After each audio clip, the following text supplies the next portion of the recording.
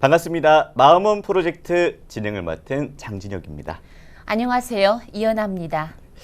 연아 씨, 저희가 지금까지 이 마음원 프로젝트를 통해서 여러분들을 만나 뵀었잖아요. 아, 그렇죠. 네, 혹시 기억에 남으시는 분 있으세요? 저는 모든 분들이 다 골고루 다 기억이 납니다. 요렇게 말씀하시면 안 되는데 저도 뭐 그렇습니다. 물론. 예. 그런데 제가 이 질문을 왜 들었느냐. 오늘 이분을 또 한 번 모셨기 때문입니다. 아, 그래요? 네.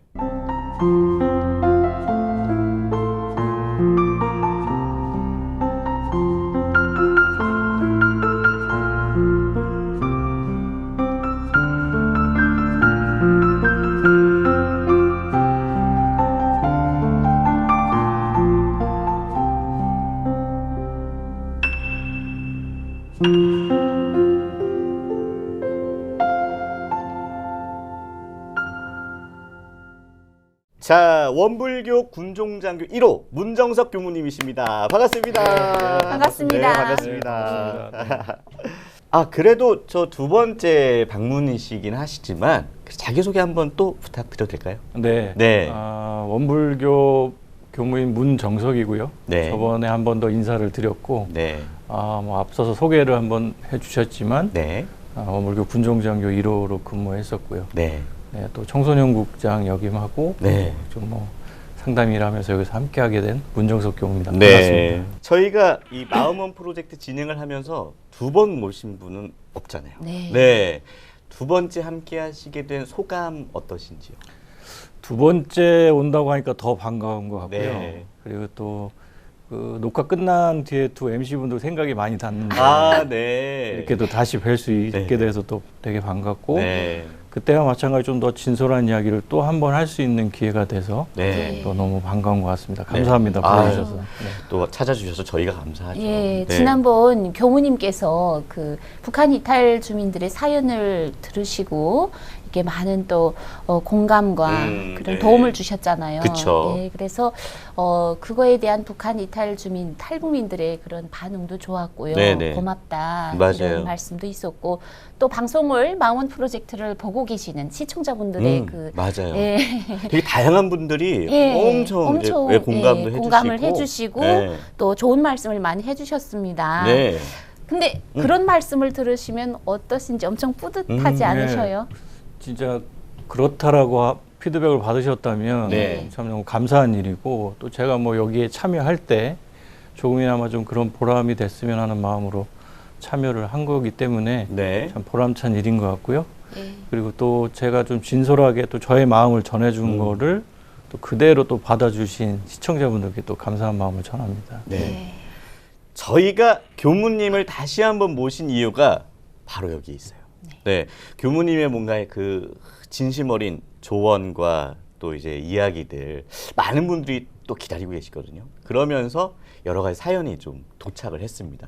그중에 저희가 몇 가지만 좀 소개를 해드릴 텐데 교무님께서 원불교 군종장교 1호시기도 하지만 아까 이제 잠깐 말씀해 주셨다시피 청소년국 국장님 역임도 하셨고 또 청소년 전담 교무님이시다 보니까 아무래도 이 청년들, 청소년들에 대한 마음을 누구보다 더 잘 헤아려 주실 것 같아요. 그럼요. 그래서 오늘 사연 중에서 청년들의 사연을 저희가 좀 골라봤죠. 그렇습니다. 많은 고민 사연 중에 청년 세대들의 사연 중심으로 오늘 이야기 나눠볼까 하는데요. 자, 그럼 첫 번째 사연 바로 만나보겠습니다. 이거 제가 소개해 드릴게요. 연아 씨가 소개해 주세요. 유은혜 씨고요. 23살이고 지금 편입 준비 중에 있다고 합니다. 저는 심리학과 편입을 준비하고 있습니다. 2년제 대학을 졸업하고 공부에 전념한 지 올해로 2년째인데요. 작년에 시험에 한 번 떨어진 후 부모님은 취업을 하는 쪽으로 권하셨지만 제가 마지막으로 한 번 더 도전해보겠다고 우겨서 올해 다시 공부를 이어가고 있어요. 근데 사실 부모님께도 말씀드리지 못한 고민이 있어요. 바로 제가 정말 심리학과 편입을 간절히 원하는가 하는 겁니다. 졸업 후 쌓아놓은 스펙이 있는 것도 아니고 4년제 졸업생들도 힘든 취업인데 2년제를 나온 내게 기회가 올까 불안했어요. 그래서 오래전부터 막연히 생각하고 있었던 심리학을 한번 공부해보자 하는 생각을 하게 된 거고요. 고백하자면 현실 도피처로 공부를 택했던 것 같아요. 이제는 진짜 제가 뭘 원하는지도 잘 모르겠습니다. 제가 누구인지 어떤 사람인지도 모르겠고 시간이 흐를수록 나만 쓸모없는 사람인 것 같은 열등감을 떨쳐내기가 힘들어요. 정말 이러다 사회의 낙오자가 되는 건 아닐까요? 네, 편입을 준비하고 계시는 유은혜님의 사연을 만나봤습니다. 편입은 제가 준비를 안 해봐서 잘 모르겠는데 아마 네. 취업 준비랑 좀 비슷할 것 같아요. 예. 시간이 지날수록 자신감도 점점 좀 떨어지고 예. 뭔가 잘 안 되는 기분이 들면서 아이고. 이 사회에서 좀 내가 조금 낙오되는 게 아닐까라는 이런 불안감도 좀 있을 것 같고 네. 그렇습니다. 네. 네. 근데 이게 유은혜님뿐만이 아니라 공부를 하고 있는 또 그렇죠. 취업을 앞두고 있는 준비 중인 대한민국 젊은이들의 다 같은 그런 고충이 아닐까 싶은데요. 맞아요. 교무님, 어떻게 하면 이런 고민들을 좀 더 슬기롭게 강하게 이 마음을 좀 더 단단하게 이 시간 이겨낼 수 있을까요? 먼저 이 청년들의 지금 삶 속에 이 네. 진로의 문제는 이제 선택의 기로에 있기 때문에 굉장히 중요한 지금 시기이기도 하고요. 네네. 또 저희들은 이제 이미 또 중년이 넘어가면서 저희들의 삶을 이제 앞으로 맡겨야 되는 또 우리 미래 세대들이잖아요. 예. 네, 그렇죠. 이 미래 세대들의 어깨에 좀 무게가 많이 좀 가벼워졌으면 하는 또 선배의 마음으로 네네. 지금 같은 고민을 하고 있을 우리 청년들에게 좀 응원과 다독임의 마음을 좀 먼저 전하고 네. 이야기를 좀 시작해 볼까 합니다. 네. 오늘 진짜 청년들은 제가 진짜 이야기해 주고 싶은 게 많거든요. 네. 시간 맞나요? 아유, 네, 얼마든지 예, 뭐. 네, 도움이 되는 방송이기 정말 때문에. 예상하지 못했던 질문이라 제가 한번 살짝 한번 여쭤볼까요? 어떻습니까? 괜찮다고 하시네요. 네. 네. 참 안타깝고 네. 저도 뭐 저희 다 겪어왔던 선배들의 마음으로 되게 참 응원도 해주고 미안하고 그렇기도 하네요. 이 사연 중에 좀 내용을 좀 보면 네. 뭐 편입을 간절히 원하는가, 또 뭐 내게 기회가 올까, 뭐 네. 불안하기도 하다, 현실 도피처다, 뭘 원하는지 모르겠다, 이런 뭐 열등감의 내용들이 좀 많긴 한데요. 네. 사실은 이 안에 좀 많은 마음들이 들어가 있잖아요. 네. 들어가 있긴 한데 제가 이 사연을 좀 보면서 사실 이 많은 마음들 중에 제일 먼저 생각났던 거는 네. 사실 이 한 마음 때문에 지금 일어난 이 많은 불안함이나 부족함들이 생기는 것 같아요. 네. 그게 뭐냐면 자신에 대한 믿음, 예. 나를 좀 믿는 게 되게 많이 약해졌다라는 생각이 들었어요. 그래서 믿는다, 이렇게 저는 신이라고 얘기를 하는데요. 예. 믿는다는 것은 사실은 모든 일을 진행을 할 때 내가 뭔가 확고하게 내 마음을 정하는 네. 원동력이 되는 게 믿음이거든요. 네. 근데 우리 이 사연자 유은혜 우리 청년이 자신에 대한 믿음이 좀 많이 약해졌다. 일명 저희가 얘기하는 이제 자존감이라고도 그렇죠. 단어를 쓰기도 하는데요. 네. 스스로에 대한 믿음이 좀 많이 약해진 거 아닌가, 그런 생각이 좀 들면서 사실은 일을 하는데 내가 원하고 싶은 거 하고 싶은 걸 하면 좋죠. 좋은데 네. 이게 어려워요. 어렵죠. 맞습니다. 근데 왜 어렵냐면 일을 찾는 게 어려운 게 아니라 네.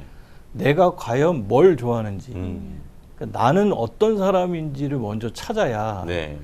내가 뭘 좋아하는지를 알아야 제가 좋아하는지를 찾을 거 아니에요. 그럼요. 근데 내가 뭘 좋아하는지도 모르겠고 예. 나를 먼저 찾는 게 좀 많이 약하거든요. 그래서 음식은 내가 뭘 좋아하는지, 나는 어떤 사람을 좋아하는지, 네. 또 어떨 때 더 많이 화가 나는지, 어떤 상황에 내가 더 좀 예. 좋아하는지, 사실 나를 찾는 훈련들이 좀 돼 있어야 되는데 그쵸. 나를 찾는 거에 대해서 되게 예. 생각지 않아요.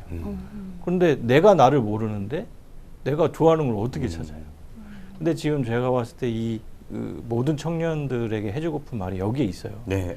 먼저 뭘 하는가를 찾고 막 조급하게 찾기보다 과연 나는 뭘 좋아하는지, 네. 어떤 일을 하고픈지, 네. 나는 어떤 일을 했을 때 더 기분이 좋은지, 네. 이런 좀 나를 좀 세부적으로 명세히 나를 좀 찾을 필요가 있다. 네. 그래서 그 찾음이 있고 나면 나에 대한 믿음이 생겨요. 네. 나는 이런 사람이구나. 그럼 내가 이런 거 할 수 있겠구나. 예. 이렇게 나에 대한 믿음을 좀 먼저 세우는 것이 중요하다. 그러면 그 뒤부터 이제 예. 시작을 하는 거죠. 네. 그래서 이제 예. 네. 저도 사실 고 취업 준비를 할 때 좀 기간이 오래 길어지면서 교수님 말씀하신 부분과 좀 비슷한 얘기를 들었었던 게 너 자신을 먼저 한번 돌아보라는 얘기를 종종 들었었어요. 근데 이게 어떻게 해야 될지에 대한 고민도 상당히 좀 오래 했었거든요. 어떤 방법을 통해서 좀 나를 돌아보고 나를 좀 찾아보고 나에 대한 믿음을 좀 찾을 수 있을까요? 어려울 수도 있지만 사실은 가장 쉬울 수도 있어요. 아, 네. 커피숍에 커피 한 잔 시켜놓고요. 네. 멍하니 나를 한번 보는 거예요. 제가 아까 네네. 질문 드렸잖아요. 네. 나는 무슨 음식을 좋아하지? 부터 시작하는 거죠. 나는 무슨 음식을 좋아하나? 네. 단짠을 좋아하나? 아, 아니면 매운 음식을 네네. 좋아하나? 여기서부터 시작을 하는 거죠. 엄청 소소한 네, 것부터. 사소하지만 네. 과연 나는 어떤 사람인가를 알아보는 거죠. 하고 나는 어떨 때 좋아하는 거. 운동도 다른 사람하고 보고 팀을 이뤄서 하는 운동을 좋아하나? 네. 혼자 러닝머신을 타는 걸 좋아하나? 네네. 걷는 걸 좋아하나? 이런 거 하나하나를 알아가기 시작하는 거죠. 그럴 때 사람을 만날 때도 나는 막 내가 정말 그러면 막 이렇게 이야기를 많이 하면서 막 즐기는 성격인가? 네. 다른 사람의 이야기를 들어주는 성격인가? 또 말을 많이 하는 성격인가? 뭘 하는 성격인가? 사람을 만날 때도 저렇게 좀 막 잘난 척하는 사람은 나 싫어. 네네. 어떤 사람이 좋아. 이런 걸 하나하나 다 알아가는 거죠. 네. 색깔도 어떤 색깔이 좋아하는가 이렇게. 그래서 소소하지만 나를 점점 좀 알아가다 보면 그 안에서 키워드가 잡혀요. 네. 나는 어떻구나. 뭘 하는 걸 좋아하는구나. 예. 그 속에서 이제 찾아가기 시작 실마리를 풀어나는 거죠. 예. 근데 그런 거 사소한 거부터 나를 알지 못하면 큰 거를 알지 못해요. 예. 그래서 이것부터 좀 먼저 해보라고 네. 방법을 좀 추천을 좀 해보고 싶습니다. 네. 좋은 말씀 같아요. 그러니까요. 예. 윤혜 씨 같은 경우는 본인이 생각을 할 때 취업에 대한 불안감으로 인한 현실 도피처를 심리학 편입으로 생각을 하신 것 같은데 사실 이게 시간이 오래 길어지면서 도피처라고 생각을 하는 거지 애초에 본인이 무의식적으로라도 이 공부를 해보고 싶었다라는 마음이 좀 강해서 선택한 걸 수도 있지 않을까요? 그럴 수도 있고요. 네네. 근데 이제 그거 이전에 저는 2년제 지금 학교를 네네. 다녔다고 했잖아요. 네네. 근데 여기서 이제 플러스에서 두 번째로 얘기해주고 싶은 거는 공부를 하고 또 거기서 나름의 쌓았잖아요. 네, 근데 저는 그렇죠. 일단은 그 2년제 공부한 내용을 네. 한번 사회적으로 또는 내 주변에서 적용을 한번 해봤으면 좋겠다. 네. 해보고 이게 나한테 맞나 안 맞나를 확인할 필요가 있다. 예. 작업이 좀 필요하고 네네. 그러면서 좀 작은 성공들을 좀 맛을 봐야 돼요. 아까 말했는데 오늘은 저희 요즘 많이 하잖아요. 뭐 5,000보 걷기, 10,000보 걷기 하잖아요. 네. 5,000보 걸었는데 오늘 달성했다. 또 6,000보 달성했다. 이렇게 찾고 작은 것부터 하나씩 성공을 맛을 보면 네. 그 재미가 있거든요. 네네. 그 재미들을 조금씩 맛을 보면서 큰 목표를 좀 향해 갈 필요가 있는데 저희들이 그 맛집 찾아가잖아요. 그래가지고 정말 소개를 받았는데 가서 음식을 먹고 났더니 정말 맛있어요. 다음부터 가지 말래도 가죠. 그렇죠. 그러니까 이 성공의 맛을 한번 보잖아요. 재미를 한번 봐야 네. 되는데. 성공의 맛을 보면 하지 말라도 그 성공의 맛을 찾아 쫓아가게 돼 있는데 그렇죠. 이게 너무 크면 달성하기가 너무 어려우면 맞아요. 길고 처져요. 네. 그래서 작은 것부터 하나씩 가는데 우리 이 이혼의 청년이 공부하고 그동안 해온 시간이 있잖아요. 네. 그건 2년제고 4년제고는 중요하지 않아요. 내가 지금 했던 것을 그럼 이것을 어떻게 한번 적용을 해보고 네. 아니면 밖에서 이걸 어떻게 하면 돼볼까? 요즘 시도할 수 있는 게 많이 있거든요. 그렇죠. 해보시고 이게 나한테 좀 맞나 안 맞나. 아니면 하다 보니까 이걸로 부족하다. 네. 이거 하려니까 더 해야 되겠다 해서 추가되는 부분에 더 이렇게 조금씩 더 채워가는 방법이 될 수도 있고요. 근데 먼저 시도해 보면서 약간의 맛들을 자꾸 봐야 네. 그 맛이 있는지 없는지 알 수 있게 되니까 네네. 좀 작은 성공을 위해서 조금 더 노력하고 불안해하지 말고 아까 네네. 자기를 믿으라고 했잖아요. 네. 믿고 좀 했으면 하겠다 하는 게 좀 두 번째 얘기를 좀 해주고 싶은 내용입니다. 그 말씀해 주신 첫 번째 말씀과 두 번째 말씀이 연결이 좀 되는 것 같은 게 두 번째 말씀해 주신 것 중에 2년제 다녔던 본인이 공부했던 거를 잘 살려서 어떻게 사회에 반영할 수 있는지를 고민해 보라란 말씀 해주셨잖아요. 네. 그것도 2년 동안 학교에서 뭘 배웠는지 사소한 것부터 하나하나 다시 되뇌이고 기억하다 보면 이걸 사회에 어떻게 반영을 할지도 생각이 날 것 같고.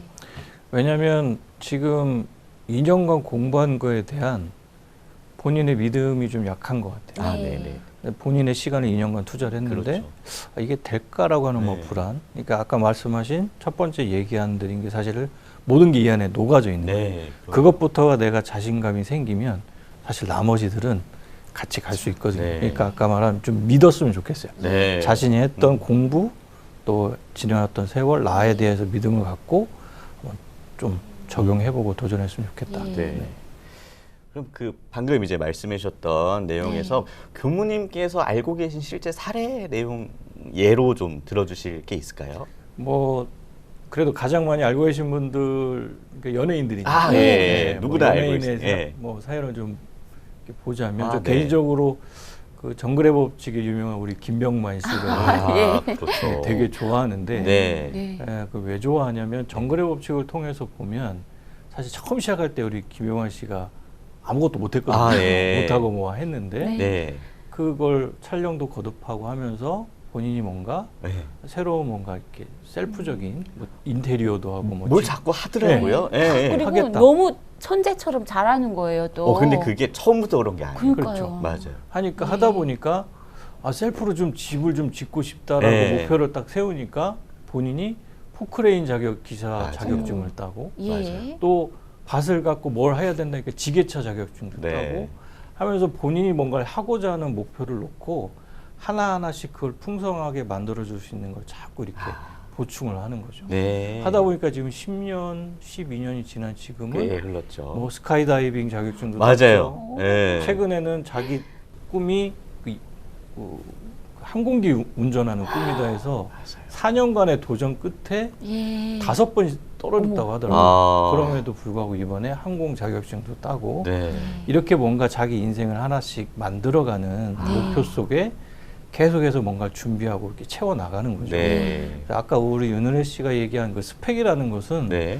뭐 지금 당장 취업을 위한 스펙이 되게 중요하기도 하겠지만 네. 그거보다도 이렇게 인생 전체를 채워가는 이런 스펙을 만드는 게 좋지 않을까 하면서 이렇게 좀 하나씩 차근차근 본인의 목표를 세우고 채워가는 거 제가 그래서 이게 가장 참 좋은 예가 아닐까 예. 그런 생각을 하면서 제가 김용만 씨를 좀 떠올려 봤습니다. 아, 맞네요. 예. 네. 그러니까 김용만 씨가 정글의 법칙을 하면서, 그러니까 본인이 이제 계속 뭔가를 하면서 필요한 거를 찾아 나간 거잖아요. 하는데 또 예. 성공을 하고 그 쾌감을 한 번씩 맛을 그렇죠, 보니까 그렇죠. 또 다른 걸 도전하고 예. 또 그것이 성공의 쾌감을 느끼고 그렇죠. 하니까 점점 커가는 네. 거죠. 이제 나중에 항공기 예, 네, 자격증까지. 대박입니다. 아, 좋은 사례를 소개해 주신 것 예. 같습니다. 네. 그러면 이제 계속해서 두 번째 사연 네. 제가 읽어보겠습니다. 노지영 씨께서 사연을 보내주셨고요. 29살 직장인이시라고 합니다. 저에게는 저보다 2살 많은 언니가 한 명 있습니다. 저는 자취하면서 직장에 다니고 있고 언니는 전업주부예요. 저의 고민은 바로 하나뿐인 언니입니다. 엄마와 저의 사이를 질투한다고 해야 할까요? 언니가 모르는 일을 제가 엄마랑 통화해서 알고 있으면 왜 자기한테는 말을 안 해줬냐며 화를 내고 무조건 자기가 맞으니까 뭐든 자기가 먼저 아는 게 당연하다고 생각하는 쪽이에요. 결혼 전에는 별로 그러지 않았던 것 같은데 별거 아닌 일에도 자기를 무시하는 거냐며 화를 내기도 하고요. 그러다 보니 언젠가부터는 그냥 일상적인 엄마와의 안부 전화도 언니에겐 숨기게 되고 이미 알고 있는 것도 언니가 말해줄 때까진 모르는 척하게 되고요. 언니의 마음은 뭘까요? 제가 언니를 어떻게 어디까지 이해해야 하는 걸까요? 그러니까 이제 동생 입장에서는 조금 뭐랄까요, 좀 무시를 당하는 느낌이 들 수도 있을 것 같고 언니가 굉장히 좀 버겁다라는 생각이 들 수 있을 것 같습니다. 요 사연은 어떤 말씀을 좀? 예. 네, 이거는 흔치 않은 사연은 아니고 아, 그래요? 그래요? 굉장히 흔한 사연입니다. 어? 예, 근데 집안에서 일어나는 굉장히 사실 가정에서 일어나는 갈등 중에 예. 또 이렇게 형제간의 갈등 아이고. 충분히 있을 수 있는 네, 그리고 네. 굉장히 상당히 이런 갈등 때문에 예. 어려움을 많은 사연이기도 하고요. 근데 이게 그래요? 굉장히 미묘해요. 미묘한 사연이죠. 왜냐하면 네. 이게 굉장히 큰 사건이 아니거든요. 작은 거에서부터 계속 서로 그렇죠. 어긋나는 사연인데 네. 이걸 좀 정확히 들여다보자면 예. 단순히 동생분과 그러니까 언니가 동생한테만 하는 것은 아닐 거라고 저는 생각이 되고 지금 언니분의 사실은 기본적인 상태, 상황이 존재감이 좀 많이 떨어져 계신다 생각이 들어요. 첫 번째 사연하고 좀 약간 맥락을 같이 할 수 있는데요. 네. 첫 번째 사연과는 제가 자존감이라고 얘기했잖아요. 네. 본인의 믿음. 근데 여기서는 뭐냐면 언니라고 하는 분이 그 갖고 있는 집안의 위치 하는 존재. 존재. 그리고 언니분이 지금 전업주부시라고 했잖아요. 네, 맞아요. 그리고 동생은 회사를 다니고요. 네. 그러면 동생 여기 지금 다 사회생활 하시잖아요. 네. 그러면 저희는 사회생활 하시는 분들은 사실은 아침에 딱 집을 나서는 순간 집을 잃어버리죠. 그렇죠. 하고 사회 일들, 나의 일들, 네. 회사 일들 이런 거를 통해서 막 하다가 생각이 한번 날 때마다 뭐 어머니께 전화를 드린다든지 아니면 집안에 이런 거 있는데 되나? 그러고 한 번씩 생각이 네. 나죠. 근데 전업으로 집에서 생활을 하시는 분들은 우리가 사회생활을 하는 시간만큼 가정을 생각하고 가족만 보고 있는 상황이거든요. 네. 때문에 모든 가족에 일어나는 일들을 사실 이렇게 언니는 다 회사 일처럼 다 보고 계신 거예요. 그런 상황이 되니까 동생분은 한 번씩 생각이 나서 얘기하는 것일 수 있으나 언니 입장에서는 그게 나의 존재감을 자꾸 무시하는 듯한 느낌을 받는 거죠. 그러다 보니까 동생 입장에서 뭐 이런 걸 갖고 그래? 네, 그럴 수 근데 있죠. 언니 입장에서는 왜 이게 큰일이야? 이거 큰일이지. 그러니까 바라보는 시각 자체가 다른 거죠. 같은 일을 뒀을 때. 네. 그래서 동생분은 아까 말한 대로 뭐 이런 것까지 언니한테 얘기를 해야 해? 언니가 뭐 알아야 돼? 네. 언니 입장에서는 언니니까 알아야지. 집에 있으니까 알아야지. 그런 얘기 왜 안 해줘? 이것부터 오는 서로 간의 어떤 느낌, 네. 그걸 받아들이는 강도가 다르기 때문에 네. 여기서부터 오는 갈등이라고 저는 생각을 하고 이렇기 때문에 이 부분을 좀 먼저 마음을 좀 들여다볼 필요가 있다. 네. 먼저 이렇게 말씀을 드리고 싶습니다. 확실히 저도 이제 사연을 읽을 때만 해도 아무래도 저도 이제 직장 사회생활 하다 보니까 왜 이렇게까지 하지 언니라는 분은 이렇게 생각을 했는데 예. 교무님 말씀을 듣고 입장을 좀 바꿔서 제가 직장을 다니는 게 아니라 정말 전업 집을 항상 바라보고 있을 때 내가 모르는 게 생긴다면 되게 좀 서운할 것 같기도 하네요. 서운한 게 뭐냐면 나는 뭐 가령 이런 거죠. 어머니가 아프세요? 집에 있는데 네. 그럼 언니분은 어머님을 몇 시간이고 케어를 하면서 병원도 모셔다 드리고 막 그렇죠. 이렇게 하고 식사도 계속해서 그분을 케어하면서 했을 거 아니에요. 네. 갑자기 동생이 전화해갖고 그렇게 아픈데 뭐 했어?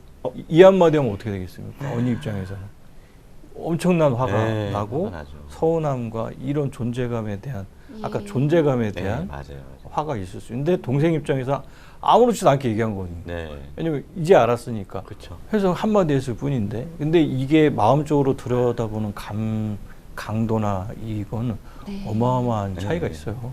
그래서 이런 부분에 대해서 좀 마음을 좀 알아줄 필요가 있고 네. 지금 제 입장에서 그래도 상황이 괜찮다 저는 이렇게 봅니다. 현 상황이요. 왜냐하면 언니분이 강하게 불만을 표출하시잖아요. 네. 언니분이 나의 존재감에 대해서 계속 확인하고 싶어 하시는 거예요. 예. 그래서 아직 마음이 살아 계세요. 근데 마음이 만약에 딱 돌아서잖아요. 포기해버리면. 그러면 포기해요. 포기하거나 아예 신경도 안 쓰고 예. 대화도 하지 않으려 하고 아예 언쟁 자체도 없는 거죠. 그러니까 지금은 사실은 언니도 언니의 그 집안에서의 존재감 네. 이런 걸 계속 확인하고 네. 이러니까 내 마음을 좀 빨리 알아줘라라고 계속 시그널을 보내고 있는 거니까 시그널을요. 지금은 그래도 충분히 이 관계 개선이라든지 네. 충분히 좋아질 수 있는 여지가 많다. 가능성이 저는 이렇게 많다. 보고 있습니다. 그래요. 사실 사람에게 있어서의 존재감이란 내가 사는 데서 자존심과 같은 거거든요. 네. 그 존재감이 위협을 받거나 존재감이 무시받을 때는 굉장한 심적으로 굉장히 타격을 얻고 네. 어떤 동기라든지 어떤 활력이 많이 떨어지는 부분이 있어요. 근데 언니분도 아까 전업도 하시고 집안에 좀 많이 개입을 하시고 또 첫째이기 때문에 또 그런 부담감들이 있고 하다 보니까 아마 이런 좀 맥락이 좀 비슷한 부분에 언니가 그런 부분이 있지 않을까. 그래서 동생분이 또 직장을 다니신다고 하니까 언니에게 좀 더 상의하고 예. 좀 협의하고 뭐 이런 거 있는데 언니 좀 어때? 그냥 이렇게 한마디 좀 건네주고 안 되면 뭐 요즘은 뭐 메신저나 뭐 많으니까 뭐 이런 생각이 드는데 언니 생각은 어때? 뭐 이렇게 한 번만 좀 물어봐줘도 언니와의 관계 형성에 있어서는 굉장히 많은 향상이 될 것 같고요. 아까 말씀드린 대로 언니 부분이 마음이 지금 죽어 있는 게 아니고 그래도 뭔가 계속 시그널을 보내고 했잖아요. 이때 동생분이 조금만 응답을 해주고 이런 부분에 좀 같이 협의를 해준다고 하면 여기 뭐 상당히 개선이 많이 될 것 같다라는 좀 희망적인 생각이 좀 있습니다.